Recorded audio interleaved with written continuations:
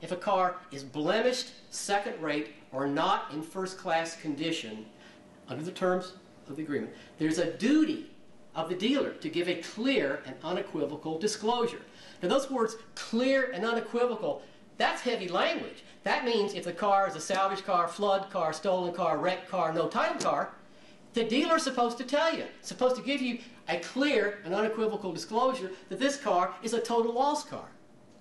Right? That's powerful language. The damages under the Consumer Protection Act for a willful violation are $1,000 per violation plus attorney's fees, and then up to 3 times actual damages. Before paying money in a used car deal, always look at the title. Every used car has a title.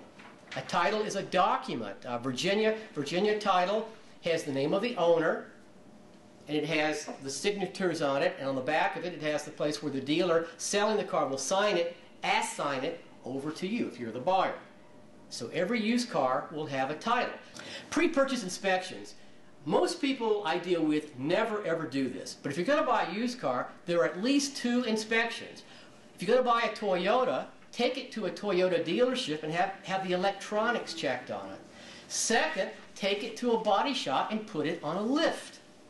Because when you look at a car from the ground looking up on a lift, you see all the sins. Because when they repair cars and they paint them, they paint with a spray gun down.